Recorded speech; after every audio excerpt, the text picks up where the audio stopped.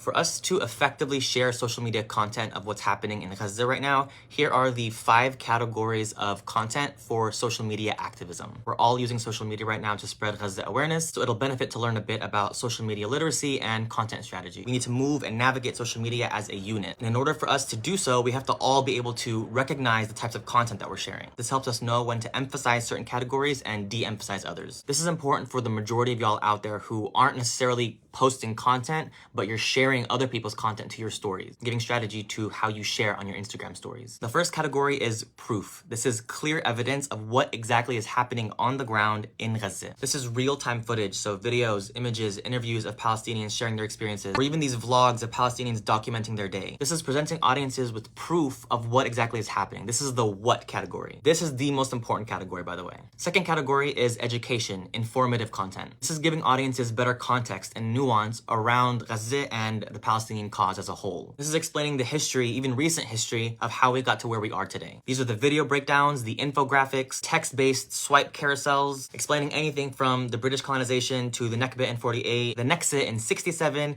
up until everything that's happening right now. The current occupation, apartheid, blockade on Gaza. Category 1 is the what, category 2 is the how and why. These first 2 categories are much more factual. It's relatively unbiased, it's kind of just like, this is what happened, this is why. Then we move on to the next category with more thoughts and perspectives. Number 3 is analysis and commentary. This is where individuals or organizations take all the information from what is happening and what has happened and share a perspective on the matter. This is how we identify what lens we should be viewing this through. How should we be responding to the current events? These are analysts, thinkers, writers, journalists, activists, historians, connecting dots and sharing ideas, content creators sharing their views. Most importantly, this is where Palestinians share their thoughts and their analyses, giving a much more personal view of the Palestinian cause from the lens of an actual Palestinian living in this world. Number 4 is updates. This is much more statistic-based. This is reporting of data like the death count, the injury count, the latest news of what is happening right now. This is content usually from a reputable news outlet. Pretty unbiased, mostly numbers and figures. And then finally, category 5 is solidarity. This is more about expression, communicating your stance and your solidarity with Palestine. These are usually visuals like illustrations, graphics, poems, communicating that you stand for Palestine or that you're thinking and praying for the people. This is the clear, distinct marker that this individual on social media stands for Palestine. So altogether, we have proof,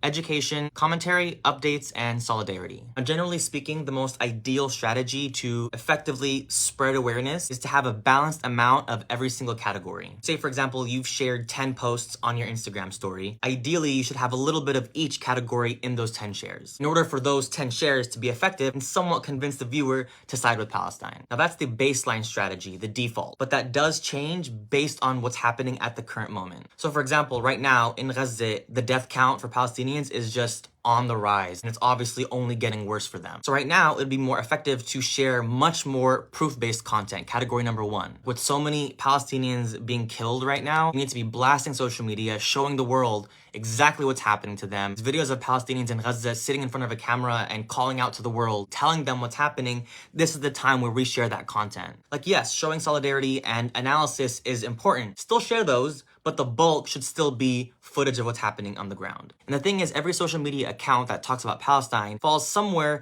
among these categories. I myself, I would say I have a pretty balanced amount of all categories, but my main focus, I would say, is commentary and education, whereas accounts like Eye on Palestine is obviously much more focused on number 1, proof. So now when you come across a new piece of content, try to identify which category it falls under and use that information to inform your content strategy or your sharing strategy. And friendly reminder to keep praying for Palestine, keep them in your dua. May Allah protect the people of Palestine, the people of Gaza, grant them patience and ease of the heart. May He raise the ranks of the Palestinians who were martyred and grant patience and sabr to the families that they left behind. Allahumma ameen.